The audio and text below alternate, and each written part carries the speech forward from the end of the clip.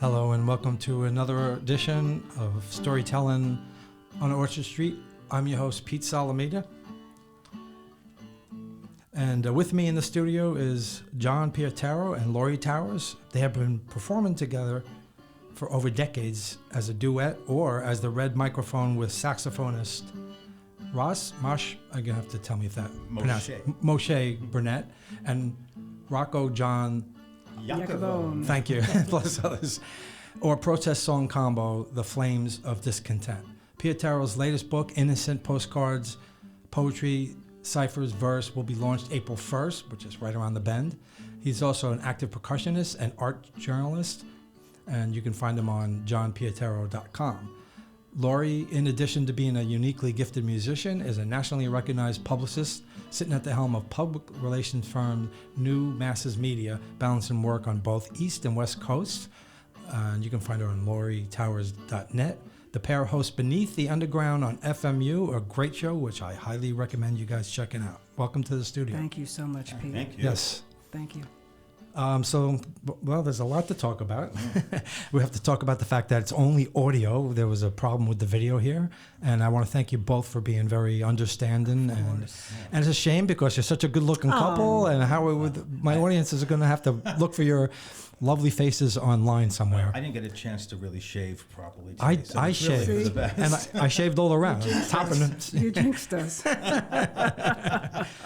Oh, there's so much to talk about. I love your show, by the way. Oh, thank you so much. Let me see if I can describe it. Well, obviously your poetry, comes through there.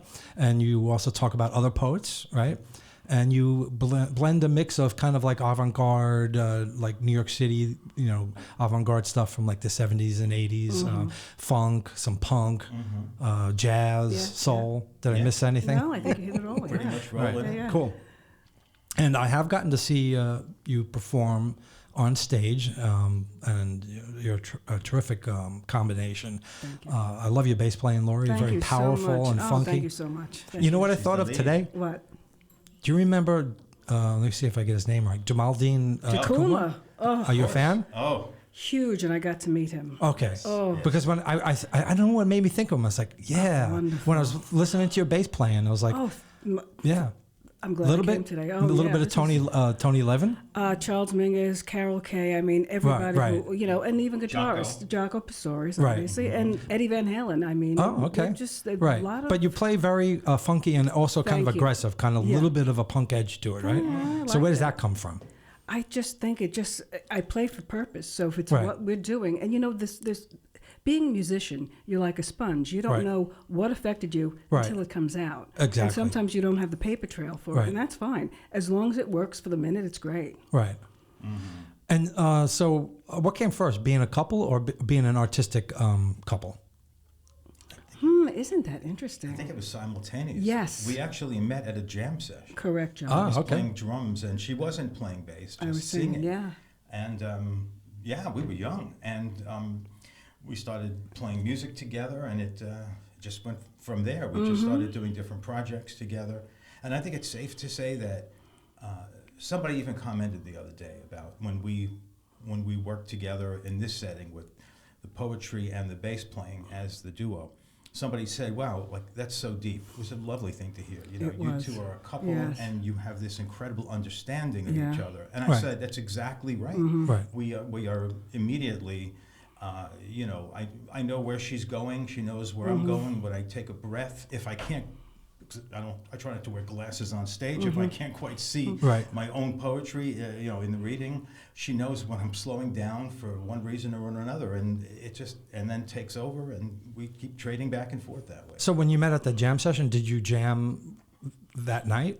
Yeah. I was singing that night. Okay. And he was, and it was one of those things that you don't know you're necessarily going to, meet each other in a certain way, or it's going to be permanent, but obviously it was. Okay. Yes, and many years ago this was. Yeah. I Okay. can clarify that. Yeah. Right. How many, you don't want to say? Oh, no, we'll say I was 17, so... Oh. We were like really So young. we're Wow. both 62, so you could do You've the been math together on that long? We've Yes. been together that Holy long. cow. Well, we weren't That's married amazing. immediately. No. But, Right. No. Right. but that came a little later. But yeah, it's a very, very long time that we literally grew as Yeah. artists and as adults together. Right.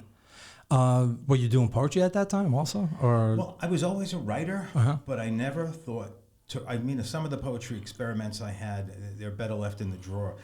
But I was a writer of short stories, Okay. always, and something I've always loved, and even nonfiction. And then I got very deep into journalism, arts journalism primarily, and it actually was one person who read my prose who said to me, "You are a poet," and that Nice. was that was Amina Baraka, Yes. that's Amiri's widow, Wow. who's a great poet. That's some source. That's a good that's a nice compliment. cachet. I felt yeah. real good about that one. Right. She goes, "No, you are a poet." Wow. And now all you have to do is just recognize that. I started writing seriously in the poetry form, and that was only about, I got to tell you, that wasn't that long ago. Oh. 10 years maybe? You think so? I thought it was a little longer than that. Maybe a little longer, but we're talking about, like, I just thought, I'm a fiction writer and I'm a journalist, and As a fiction writer, were you published? well, actually, my first book that I put out was, it's still available. It's called Night People and Other Tales of Working New York. And it's what I was calling, it's like proletarian literature of the 30s, but it was a contemporary version of that. Right. Okay. So we usually I start off trying to get backgrounds of the guests I have on the show prior to their creative, awakening or person. Like, so where did you guys grow up? Brooklyn. Okay. Yeah, different And you're a sections. Queens guy, right? No, but Laurie was born in I was Queens. born in Elmhurst Hospital. I was born Okay. in Queens, raised in Brooklyn. All right. Yeah. And I've been in Brooklyn my whole life. In the house.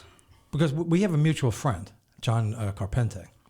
So how did you know John? I did not know that. No, I told you at George Wallace's. You know what? You did say it. yeah. Oh, Yeah. I was I met John when he was he was a music therapist, and I met him at Rivington House, and then we Lifebeat, who I was working with, we actually funded his program that he was doing at Rivington House, and then John decided to start his own music therapy organization, the Rebecca Center, which is on the Malloy College campus.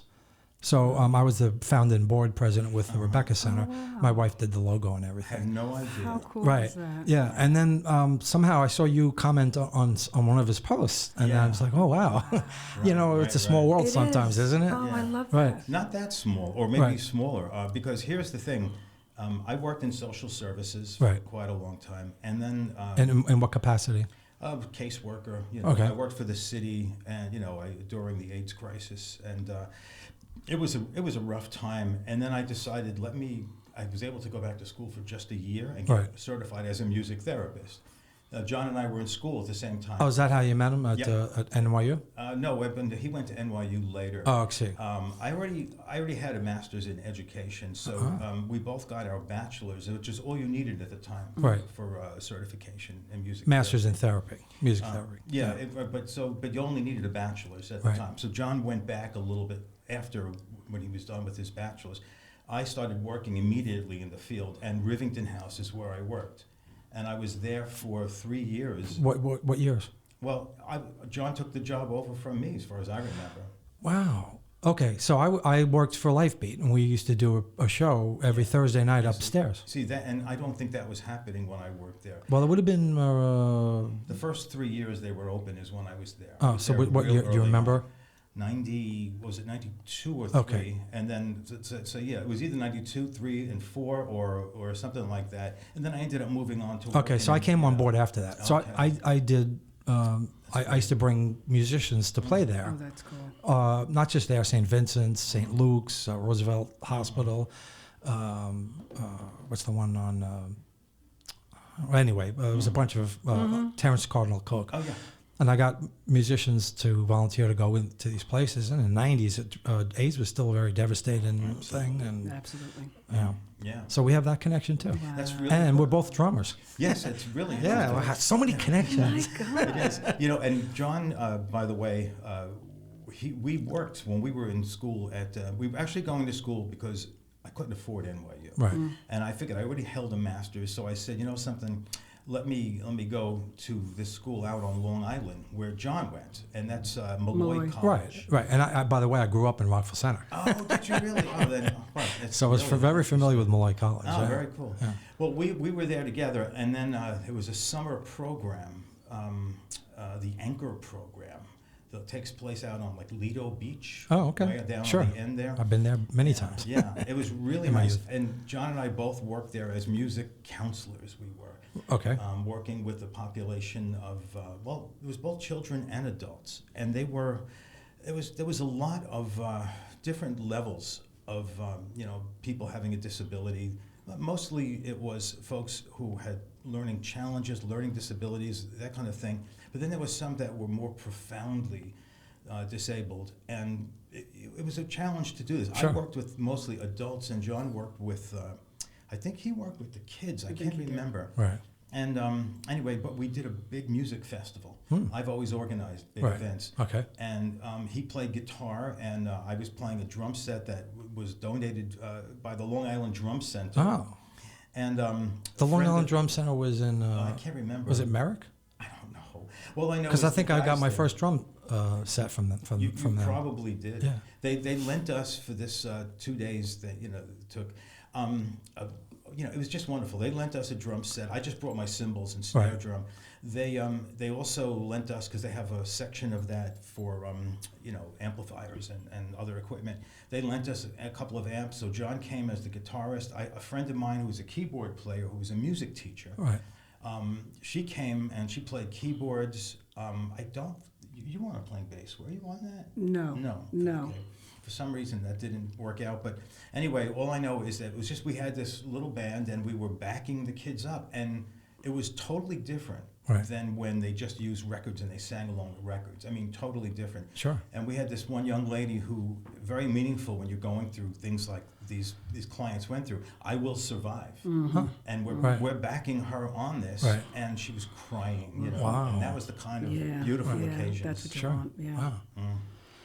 You still doing music therapy? Here's what happened with me. I did that for years, Right. and then I've always been a labor activist, and I Right. started working full time in the labor movement. That's what I thought. I seen Yeah. from your post. That's yeah. It's pretty much what I've done for the last 22 years, but I'll say a secret right here and now. Okay. I'm burnt out, and I'm really ready to go back to some kind of social service work. And Okay. I'm actually actively considering that Right. as we speak. Right. So, Interesting. yeah. Okay. It's like a funny, full circle. it's thing. a funny joke when people say, "Hey, Laurie, how's your husband?" I say, "He's revolting." Oh. Ba-da-bum.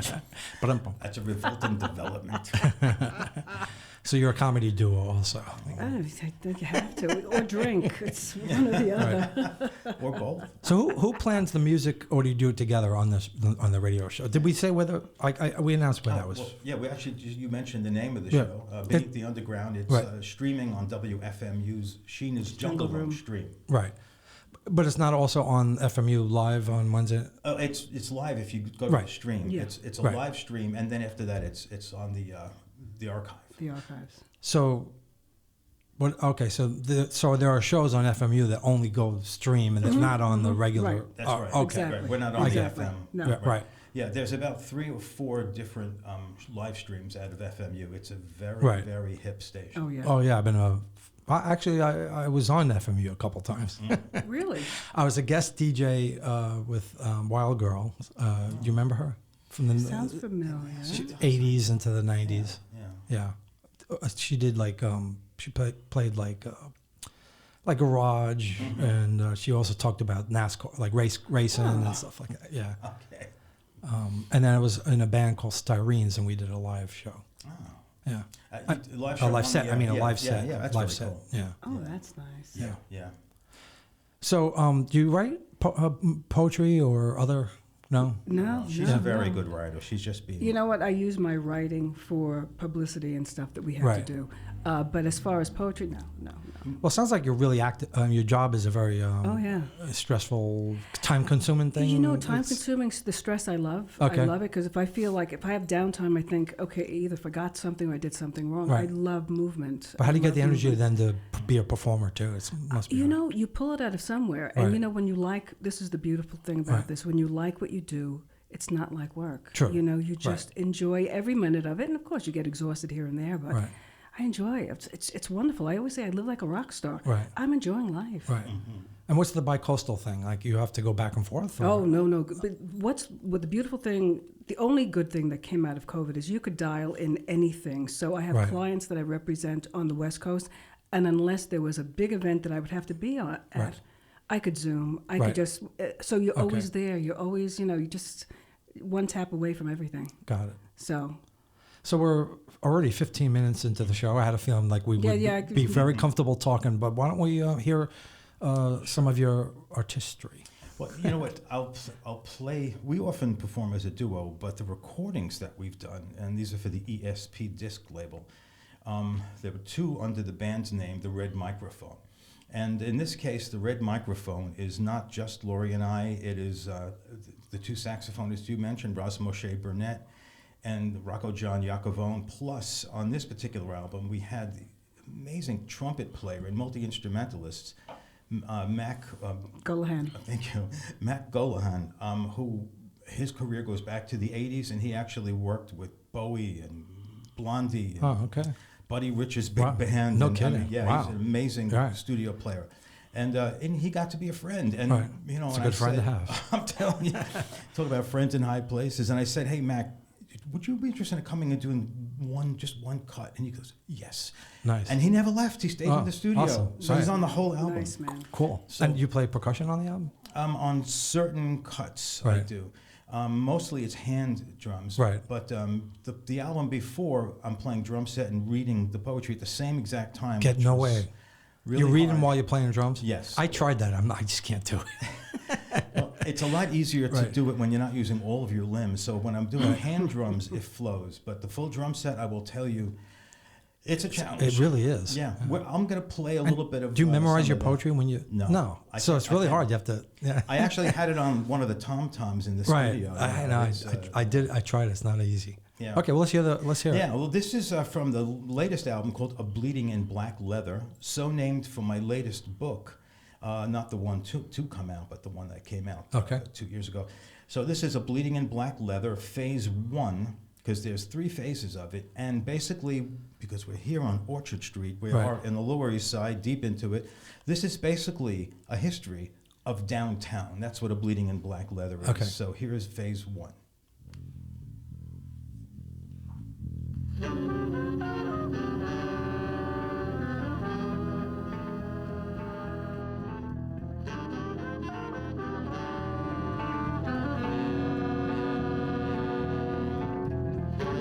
air restrains our mid-August fever, contains hungrily of greed and vice in the near cool of night.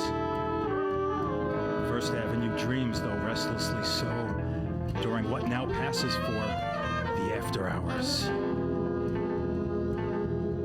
Poets moan of downtown past, yet the village hasn't been since Cobweb Hall went dark, and the bohemians outed by prying eyes. Provincetown played Reed, O'Neill, and Millay, but Mabel Dodge shuttered her salon when Emma was deported and Jack left for Baku.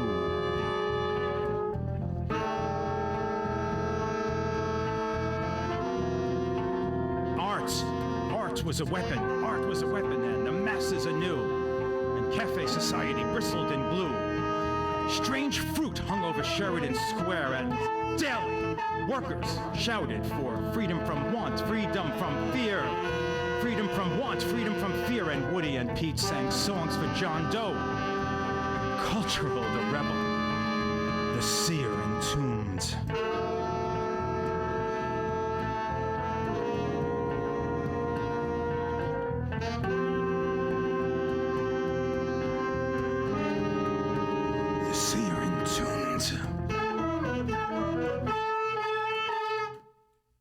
Subway ride from Brooklyn.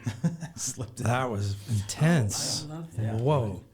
John, who else was on our piece? Was Dave Ross on that one? And yeah, Javier we actually had Hernandez? Okay. two guitarists. See if that's... I'm not picking you up as much as I'd like for some reason. Yeah. You're all the way tuned up, though. I can get in a little closer. Okay. We did have two electric guitarists on there, and I'm glad you said that, Laurie. So Javier Hernandez Miares, wonderful guitarist that I've known since I was in college in the 80s. Okay. And the other guitarist is Dave Ross, more known as a jazz guitarist.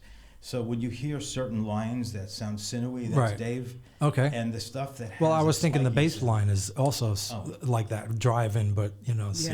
yeah. Just the bottom. And I think fretless on that.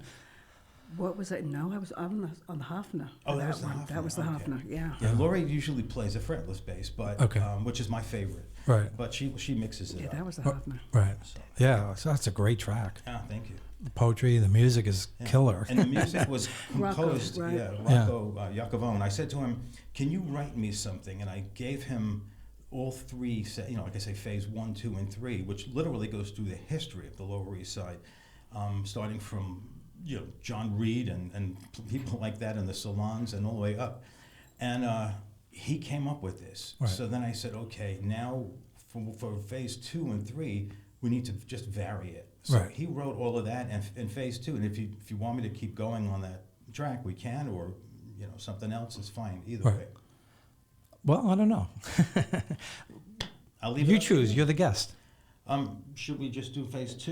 You want to jump to that? I think or jump so. to phase As 3? long as it's not too lengthy, because I'm trying to remember the length of these, but phase Doesn't 3 say. probably would be the best one because that Yeah. brings us more into I today. think you're right. Right. So, and this one I have a great effect on my voice. By the way, the Yes. co-producer of this album, also the man behind all the controls and who did the mastering, is Ivan Julian. Oh, yeah. Do you know Ivan? Sure. Yeah. Yeah. So Actually, I was in a band, and he produced a Oh.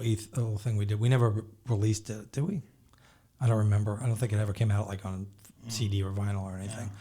yeah, he's a great guy. And he's a nice man. Yeah, he's a great guy. Very Yeah. patient. Yeah, and he's got the street cred for this downtown stuff. Right. But Having he been played in with Richard Hell. and the Yeah, of Void course. Voids. Yes. Yeah. What a great band that was. Oh, it's one of our favorites. You can't get better. Him, No, forget yeah. about him. Yeah. So, all right, so here we go. Bleeding in Black Leather, Phase 3 by the Red Microphone.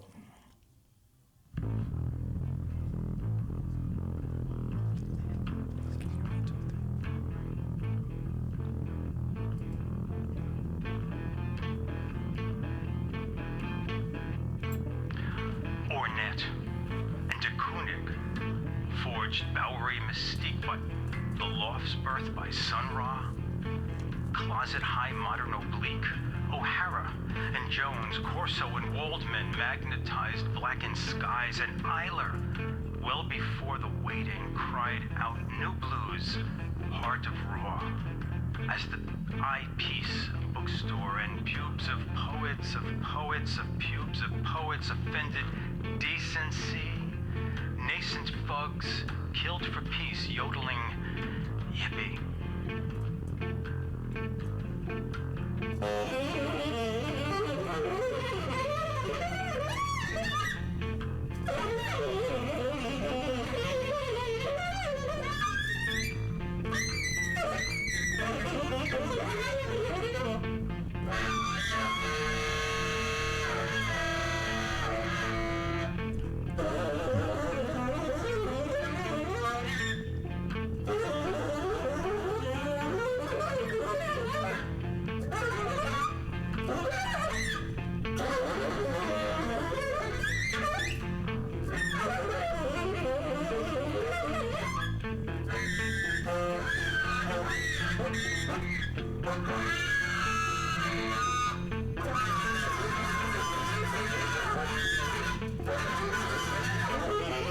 Ginsburg cried foul through ballads of Morrow, decrying censors and curfews of Washington Square. Draft card embers grade our spring, yet how many weren't marching anymore? War over war over war, all sorrow over now, baby, burning, burning, baby, baby, burning, surging, burning as Baraka moved north. Stare down the man and Newport too, reclaiming the music, renaming, the turning, the burning.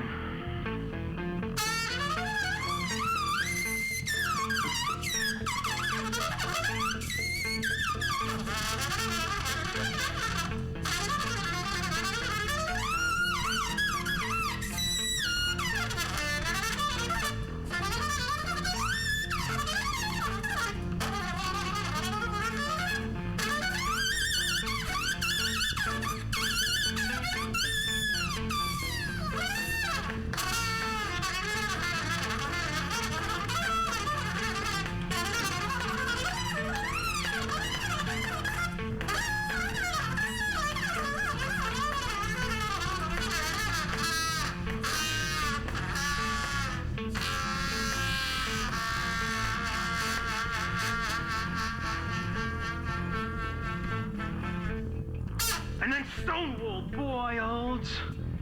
Queen and hippie bastard sons hearkening, gray flannel neath Woodstock rainbow fading, as Warhol lay on factory floor bleeding. But horse thought to race away the vagrancy brought in the business, ghetto the rest, and the poetry church redeemed all but the global piss factory. The echoes will whisper of sweet Jane and roses and street love in spurts.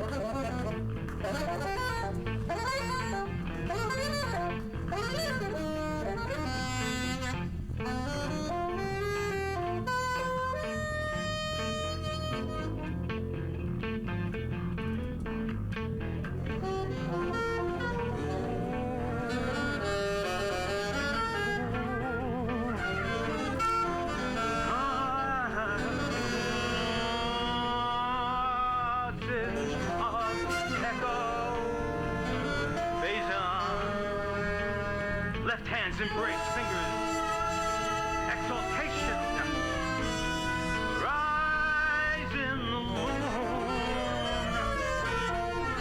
and sediments reprise, scent of sweat lives on in leather, buckle brown with rust, cave drippings as CB's puddles on stage, sizzling the leaves, and flaming reverb. Silver the sound. See here the soul. Razor to ear. Severing weight of no wave gold.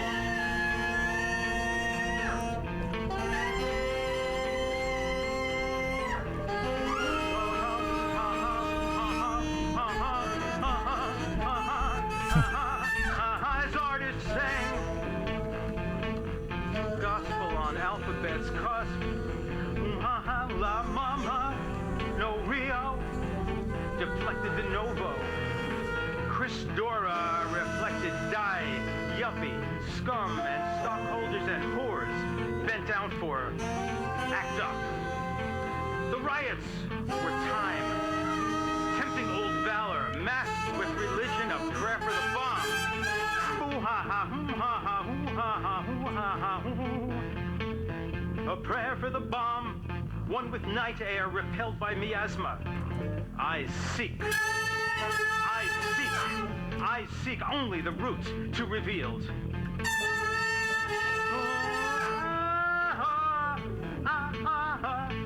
And nothing was left of tarantulas dancing, just relieving the letting, relieving the letting, the straying afield, pulse drumming divisions, shout out the silence.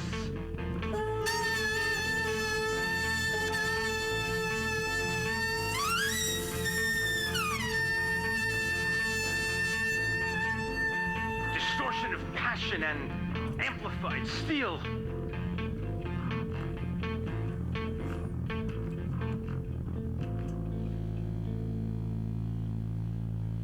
And amplified steel.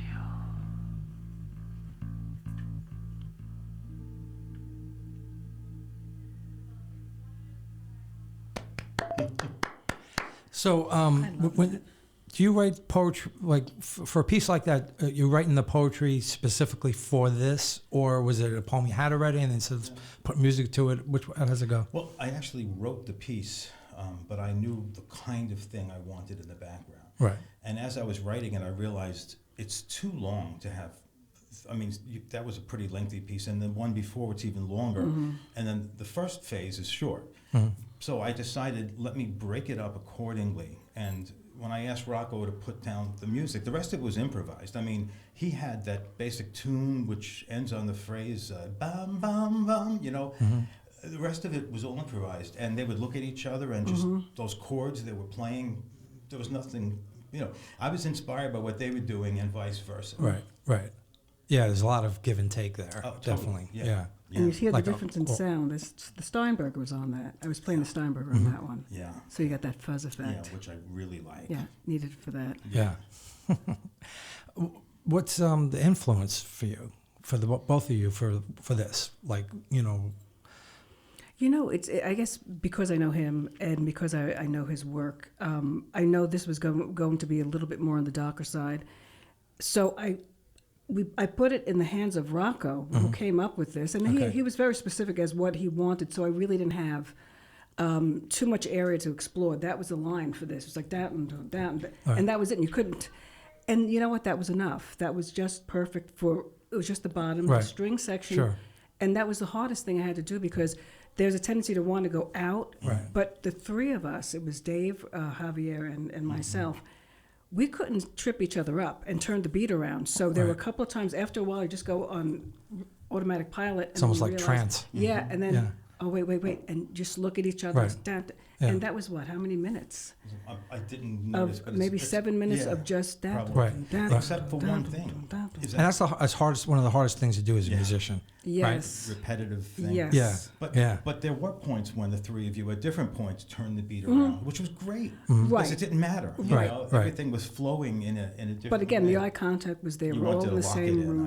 I know. And it was perfect. And I think all of these, I think the number of takes, the top take was 3 takes. So we did, I don't think so. Was it even that much? Yeah, I think that we had a couple with 2 takes. It sounds very live. Yeah, the rest was... Right. Yeah, I mean, it was literally live. With everything. Did you add anything else, any other parts overdub, or is all this is the way it was recorded? There was no overdubbing. We did this whole thing in the studio. The last piece is just me speaking, doing the spoken word with playing bongos. There's one piece where Mac and I are doing a duo, poetry and trumpet.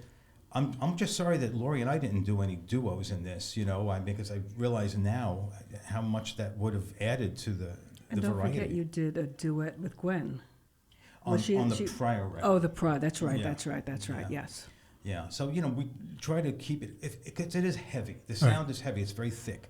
So if we had every cut just being, you know, a septet like that, or you know, it would just be a killer. Right. Yeah.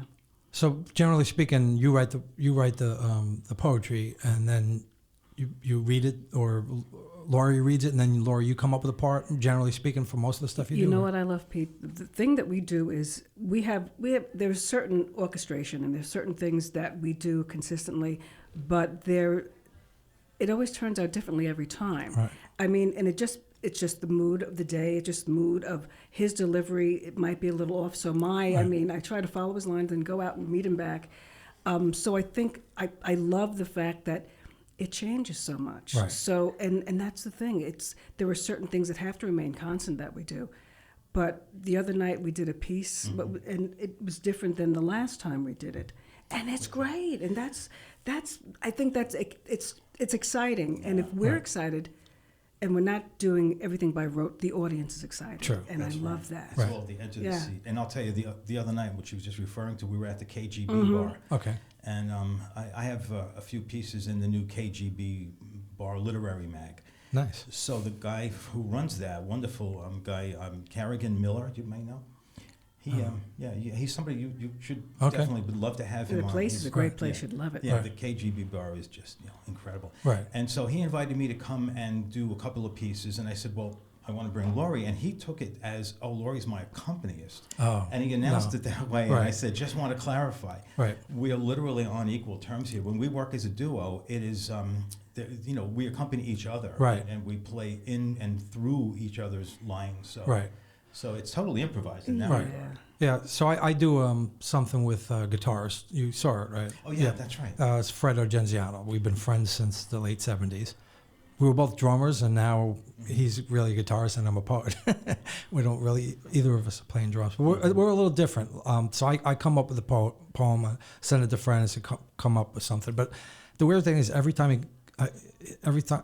I don't think there's been one time where I was like, no, something else. You know, but we're not improvised. Where it's like we practice and we do it at the same time. Yeah. You guys have more of like a kind of like an avant-garde jazz thing going Yeah, on. absolutely. Right. Yeah. We're more like blues folky kind of I thing. was going to say it's more song-based. Yeah, it's song-based but no verse. Like it's poetry, but it's it's almost a song. Yeah. It wouldn't be that hard to make them into songs. Right. Just add a couple verses to it. I mean, a couple of some choruses. A chorus or chorus, some kind of refrain. Yeah, Yes. right.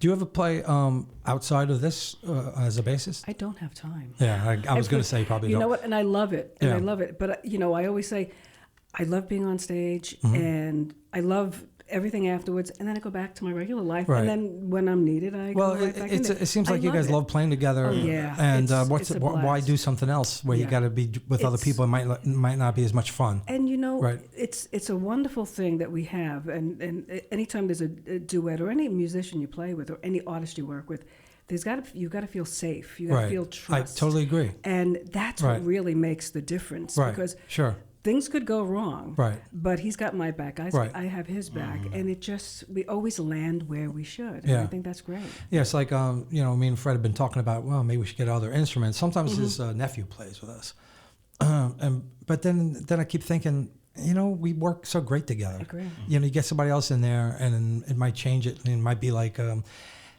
is that person into it? Or Yeah, are they no, gonna, it's- want to show up to And the? it changes the yeah. intimacy. Right. To Just a gonna level. say that. Yeah. It does. Right, but it seems like you perform a lot, so you get enough Oh, yeah, of yeah. your creativity out. He dusts me off. We Yeah. go on stage, and Seems I go like you back. do it a lot. But no, we have a good time. So Right. and if that ever stops, I think we'd stop. But I don't Sure. see that happening. Right. Yeah, no, there's no reason for that to happen. Right. And I haven't, I used to perform a lot as a percussionist, drum set or hand drums and Right. small percussion. And I played with a lot of people, and Laurie only sometimes was involved in that. She usually would say, I don't really have time to get into that. Right. But the stuff I played was almost entirely avant-garde jazz. Okay. So whatever instrument I was playing, and sometimes there's written melody, but I'm totally okay with free flying. Right. I always say to somebody who goes, "Oh, did you guys work this out?" No, we're improvisers. Well, The you've words been aren't doing it for for so long; Yeah. it's just natural now. Yeah, right? yeah. The It's like- words are never improvised, but the application is. So I'll get into something I hear, whether it's us as a duo or in the larger ensemble. I'll hear something, and that'll cause me to do repetitive section, and stumble over it and rhythmically bouncing around it, and then get back on track. Only rarely do I actually skip lines and leave things out. Right. I want the poem to be recognized, but I also want to make sure it's as alive as is the music. What I felt like I heard a lot of references to musicians and music parts in that. Yeah, I mean the whole. Did I hear "Love Comes in Spurts" or something? You did. Yeah. You did. Yeah. So you got the Absolutely did. Richard Yep. Hell Yeah, thing, yeah. I mean the whole. and there's piece- other things, Fugs, and Yeah. So God, I think so tell me everybody about knew what this poem or the trilogy means. Well, here's what I can do. Let me I have the book here, which I will Okay. happily gift you with. Oh, thank you. And- We can swap books. Sure. I have my Well, book we here didn't too. bring cookies, so we'll Yeah, give you right. a book. We didn't bring any cake with us today, Why, you a baker? but No, you always, when you go someplace, it's Yeah. an Italian thing, you bring a little something. I know. something. But yeah, I mean, I don't know if I've ever gone to somebody's house without bringing something. Yeah, It just would You feel were so raised right, weird. that's exactly. But I've had guests that don't bring something. Oh yeah. Well, we've thank had you for that. this. So of course. Yeah. So the book itself is kind of an homage to downtown, and those Right. three. I had that feeling. Yeah. Yeah, and those three sections are. But it's more than just music downtown. It's also No, it's in general. right. It's right. it's the politics. Right. It's, That's what I thought I heard. so there's- social Absolutely. issues. It's all in there, and but let's face it, really good art, no matter what medium. Right. Really good art should be reflective of its time course. and place. Right. So most of the stuff that I have listened to, films that I've always enjoyed, whether it be in any medium, Right. it almost always has some connection to reality. Right. Because what is the artist's work to do if it's just for art's sake? Right. Nothing wrong with being purely. It's got to come from beautiful. somewhere. It's got to come from some meaning or something. I think so. Right. Yeah, so that's what you heard a lot in there. And like any other live thing, when there's music, sometimes some of the words get blurred out. So you can you can read it on your own. Okay, perfect. Right. Yeah, and even that this book 2 years ago, I think it's on the Uncollected Press publishing house, very mini publishing house that they've got. And I was so pleased. The guy said, you know something, this feels like New York. Right. It really does. Yeah. It took me back to, I don't know why, it reminded me of seeing Hammy at Bluet with Marvin Smitty Smith in a loft, in a loft space. Wow. Just the two of them. Yeah, I That's can a imagine. great comment. Yeah, Hammy at Bluet, who passed away just a couple of years ago. Right. Yeah, amazing. Well, the solos you heard in that, the first one, that screaming tenor solo, that's Russ. And he's like wonderfully notorious for that. Right. You know, you want to say to him at some point, take the damn horn out of your mouth. Because I had said to them, guys, give me blasts, explosives, but not too long. You know? Right. And they get carried away. The next one was Mac, and it's usually very hard to do that on a trumpet. Mac could play with as much dexterity as a saxophonist. Wow. So he's screaming on that trumpet, and then went down to the low end. And then the third solo you heard in that one was Rocco, John Iacovone, who was playing alto sax. Okay. So you heard three different temperaments and three different instruments, purely freely improvising. Right. Remember the World Saxophone Quartet? Oh, God. Yeah. Great. Great band. Yeah, so it's that, and then Arto Lindsay and all that kind of stuff, right? Oh, yeah. I mean, those are all big. I mean, for us, you know, bands like the original Golden Palominos. Golden Palominos, yeah. Totally love that. Material. I love them. The only thing I never loved about Material is when they were doing such like rhythm machine sounding things. Right. And there was no reason to because they had such a great right. band. Sometimes they overdid. They were a little heavy on that. Yeah, it's the only thing. But, you know, that was all from that same era. Right. You know, yeah, those Jaw Wobble. Hold Your Suzuki. Yeah, there's so many great stuff from that period. And that's really, to me, that's the downtown sound, you know, that we tried to capture. Right. Cool. Where are you guys performing? So this is going to go up, so today's the 22nd? No, 3rd, 24th. 23rd. I lost track of time. Me too. So it's going to go up in the next week or so. Perfect, yeah. So March, tell me about March things for you guys. You got things in March, baby doll. Well, I don't think we do. Oh, no? So I'm happy to say that, well, first of all, I do a lot of work with Gene Pritzker, who is a real hardcore composer, but who's totally punked out in everything he does. So Gene writes these gigantic pieces, and he loves incorporating poets. So tomorrow, which will not be tomorrow when folks hear this, but we'll be at New Blue. And you must know that space, right? Yeah, I love it. So we'll be at New Blue doing one of his large-scale pieces, and a section of it will include my poetry and a couple of other poets. Okay. But in March... Yes, you know the one I'm talking about for you. March Joe's Pub. Yeah. Going to be a Joe's Pub. Wow. With Gene Pritzker. I love You've been there, right? Yeah. It's such a great place. Been a while, but yeah. Oh. One thing and what's that going to be? That's, well, it's the same thing. It's one of Gene's pieces, and he asked me to write some poetry to go kind of with the piece. But he's an improviser just as much as he is a terribly, amazingly schooled musician. Right. The guy can read anything, and he composes, but yet he loves improvising, and he loves that grunge, that downtown thing that we love. Right. So it was kind of a great match when I happened upon him. And so we'll be doing one of his pieces with one of my poems there on March the 9th. And I'm embarrassed to say that I know there was a couple of other small things, but I don't know. Here's what I would ask folks to do. Come to my website. And, of course, nobody could figure out how to spell my 4-syllable Italian last name. It's not that hard. It's not that bad. Yeah. Well, it's John Pietaro, and that is P-I-E. Just pronounce it Pietaro. That would make it easier. It would, Pietaro. Which is how they tormented me in school. That was only the nicest of the torments with that name. Oh, well. You know, P sounds like a lot of things when you're, in the 3rd grade right. or 4th grade. Well, you're going to get tormented for some reason or another. Always room for torment. Right. But johnpietaro.com. And if you're not sure about the spelling of all that stuff, how about this? Check us out. The Beneath the Underground Radio is how it's listed on both Facebook and on Instagram. Right. And if you do that, you can always follow us over, and you'll be able to pick up on any of those things. I mean, and I'm always thrilled. And as far as Laurie goes, there's no better musical partner for me. So I wish she was part of those. Yeah. But we definitely will be booking some stuff. He knows where his bread is buttered. But he wants a quiet ride home. That's what he wants. But I think the 22nd we're going to be doing maybe about an 8-minute set. Didi Champagne is having thank something you. for Women's History Month. I think it's yeah. the 22nd of March. And where's so that? That's going to be, what is that place in Brooklyn? It's not too Young far, 4th Ethel's? Avenue? No, I can't think of it. Didi, if you're listening, I'm so sorry. Where is it near? You said, "Oh, I love that place," and I said, "You know what? It's the night of our show," and I said, "We'll be able to come back in time to go on the air." Okay. It's All right. terrible. I can't think of it. But anyway, there are some things coming up, and and we'll keep pushing it. And anybody who follows us on Facebook or whatnot, we'll definitely put it out there as well. Yeah, it'll be there. So I usually read something, and then when I was going to do this with you guys, I was like, well, there's so much to talk about, and there's two of you, so I was like, maybe I won't read something. But then when I found out you worked at Rivington House, I want to play a piece that I wrote about somebody that was a resident or patient or however you want to call it. Resident, yeah. So I just need your cable, my cable, from your phone. Give it back, Joe. Yeah, Please. and it's called Rivington House on Rivington Street. Oh, nice. So I hope that when I plug this in, it works, because the last time it didn't. So let's see. Yeah.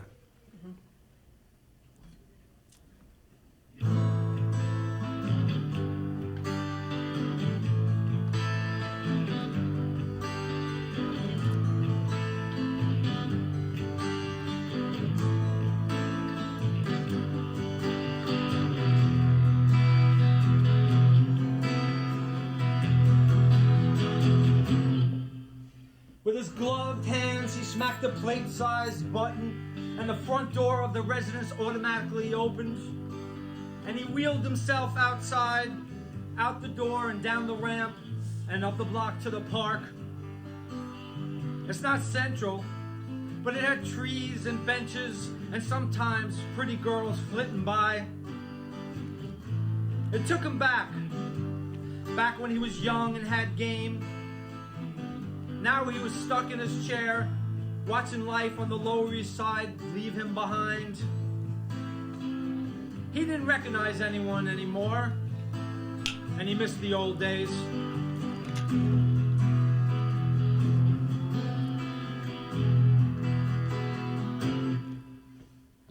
Hanging out on the street corner, drinking a Colt 45 and bragging with the crew.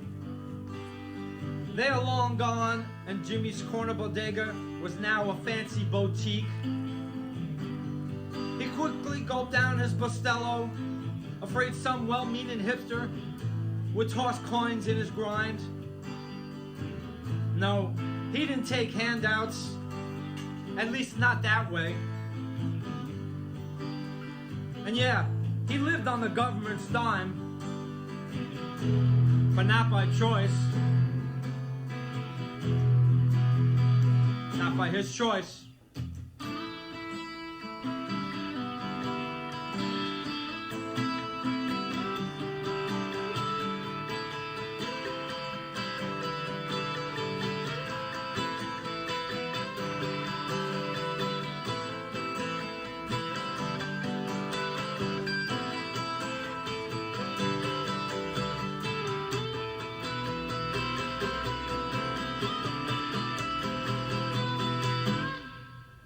He made the best of it, living with AIDS in a long-term care facility.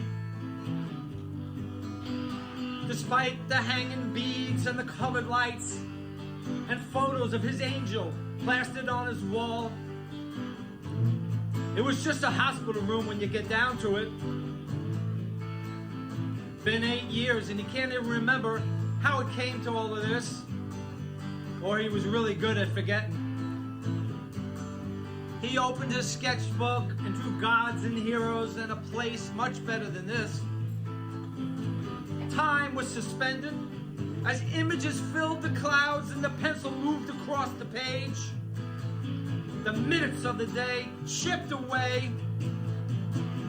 It was time to go back and wait in his room for the squeaky wheels to come down the hall and be served a plate of humility pills and a cup of juice to wash it down. To wash it down.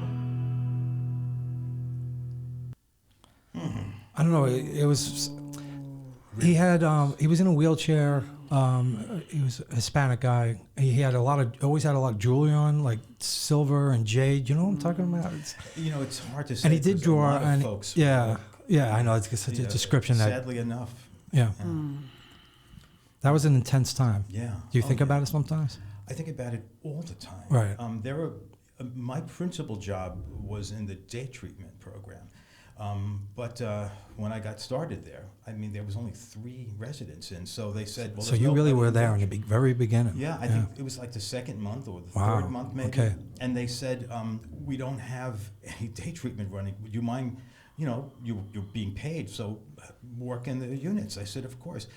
And I've written a lot of stuff about them, but one of the guys that his family had rejected him because he was the first to admit he was a terrible father and husband. He lived by the needle, and a lot of the people had rejection for many reasons, from friends, family, and then they didn't get visitors. It could be that they wore their welcome out from their lifestyle. That's often what happened. Or from what happened, or people were afraid to visit them because of AIDS. There was still a fear in the 90s, right? So. Absolutely, it continued on, and some people are still that way. But it was amazing to see how people would respond, whether it was to music. I was doing bedside sessions with an acoustic guitar, with a nylon string. And to see how people would respond to it was amazing. And once the day treatment program got going, it was there's some of my best memories of any work I've ever done anywhere.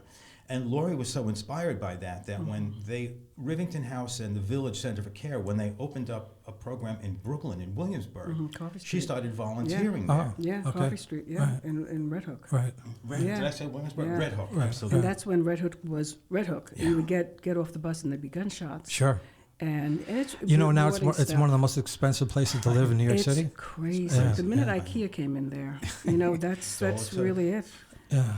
Yeah, but that's rewarding work. It really is. Yeah. And you really see the power of music. I saw so much great music. It's just hard to pick out one, from the other. But Oludara? Yes, of course. Yeah, he came with. Remember Really? that album he did from Natchez to Mississippi? I don't think I know that album. So he was known as a cornetist, Yes. but he put an album out where he plays guitar, and it's like blues and African and calypso based, and it's a great album. He brought the whole band, the Terrence Cardinal Cook. It was this, 5-piece band in a little hospital room with people, really sick, from AIDS. It was unbelievable. That is great. Jewel went, and we got Jewel to go to Rivington House. Jewel, she was like really popular in the 90s. My God, the singer. Really? Well, she lived in her car for a while. She knew. Yeah. That's she right. knew. She was here in New York to do the Good tree for lighting. her. It was Thanksgiving. What a decent thing to do. So we got and what's his name? Marsalis. Branford. No, Branford. Oh. He went in, and he just sat there and asked people what they wanted to play. And he would play it. So it was unbelievable. A lot of great stuff. It was, yeah. For me, it was like, all right, so I knew I was doing something good because, going in there and we would talk to the patients and we'd bring candy and we'd bring music. But I got to see unbelievable music, and pretty much like all the Broadway singers did it.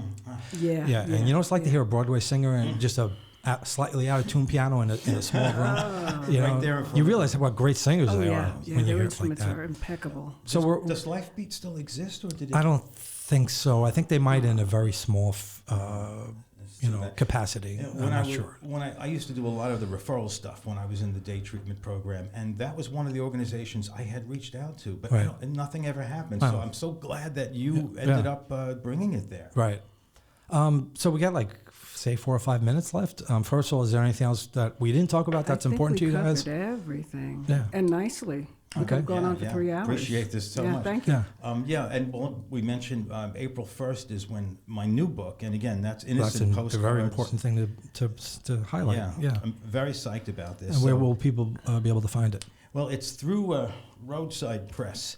You got the shirt on, but we unfortunately can't see it. Yeah, see, I thought maybe. But what we're going to do is, as soon as we're done, let's take some selfies. Okay, and, that's so cool. we'll post that up. Yeah. That sounds good. Maybe I should take a picture of you guys here. So as we're speaking. And John, also mention the book I was gonna, yeah. the book event that we're having. What is it? That's going to be Well, yeah. the 31st of May. 31st of May. 31st of That'll May. be here on the Lower East Side. That'll be at the Delancey. So I got the pictures that we can put on the Delancey. screen when we're Okay, for good. Delancey, right? Yeah, the Delancey. The Delancey, right. It'll be there on the May 31st. That's a Saturday. Friday Okay. night. Friday night, thank you. And it's going from 5:45 till 7:30, so it's a little hard to get a booking there. They Right. get snapped up really It's a quickly. great place. But we've got this booking solid, and we're going to be performing. We'll have some of the other members of the Red Microphone, and we're going to have some other poets sitting in with us too. Puma Pearl being one Cool. of them, because Nice. she's a real downtown Yes, lady. for sure. Yeah, for sure. And that's on the 31st of May. But between the 1st of April and then, we're going to make sure that we hit some of the bookstores and, Right. and get out there and do some readings. And Of course. readings for us Right. always means as a duo. Right. So you never read? Well, you're doing that thing with I at do. Joe's Yeah. Pub, yeah. Yeah, I mean, I do read alone, but I'd Right. rather not. Right. Yeah. That's really what it comes down Well, to. you know, Fred was like, "Oh, you know, you should read one of your poems without me." And I'm like, well, "Why would I do that? If you're with me, why Yeah. would I do Of that?" course, yeah. Yeah. You know, I prefer it at this point. Yeah. But maybe it's because we both came from music first, right? Right. So now, you know, and then we did the poet, and now you say, "Well, I can do both at the same time." Yes, that's the I comfort think you're zone. right. Yeah. Yeah, for sure. Do you write with music in mind? Sometimes I listen. I mean, it sounds like what I've heard so far is very musical. Yeah. Sometimes I actually write to a piece of music. Right. The new book has a piece about, well, it's. You want to read it? Yeah. Yeah. Why don't you read it? Yeah, I can do that. Yeah. I mean, a little weird without it, but the new, you know something, I'm wrong about it being, the new book has, Blue Monk. So this is something I was listening to. It's a great song, by the way. Right. Right.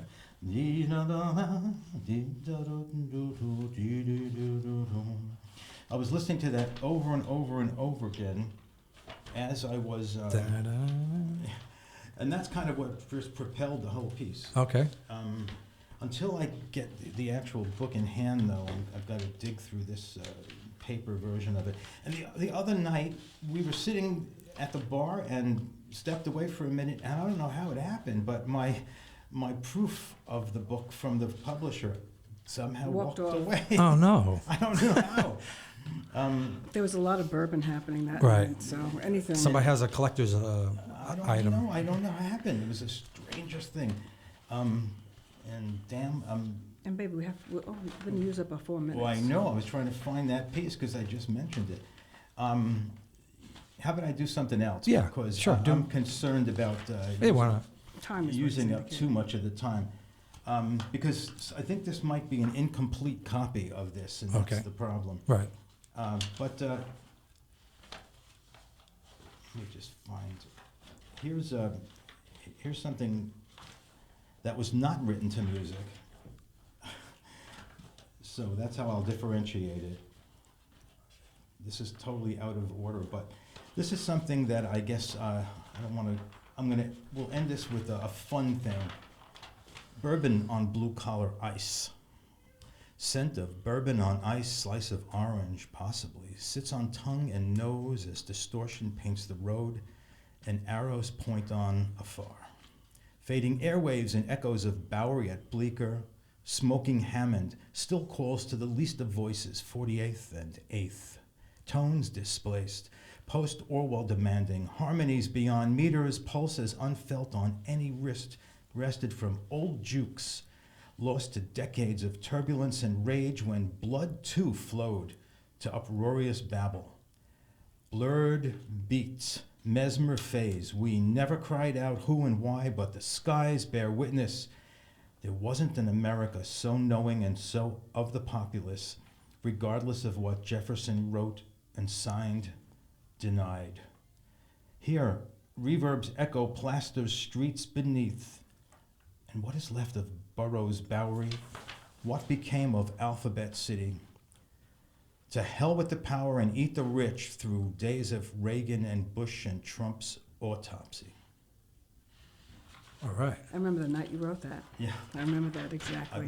I wrote it on bar stool. Yep. Seriously. So I want to thank you both for being Thank you. fantastic guests. Thank the only way this could have been better is if one of us thought to bring cookies. Shame on me. You know, Shame on me. or me. I actually was a baker. I had a bakery. So I should have brought that. cookies. That's right. You Yes. said that. Nice. Okay, so you've been listening to Storytelling on Orchard Street, recorded in the podcast studios at P&T Knitwear Bookstore, 180 Orchard Street. And my guests were John Pietaro and Laurie Towers. Check their music out, their poetry out. Go see them. Buy John's new book. And Pietaro.com. John Pietaro. JohnPietaro.com. And Laurie Towers. .net. Okay, so check them both out. They're wonderfully talented people and very nice people too. So I hope you all enjoyed this great show that I enjoyed, and I just wish there was video. But anyway, What can one do? So thank you all, and thank you, John Thank and you Laurie. so much. Bye. you. Take good care. Peace, everybody. Yep.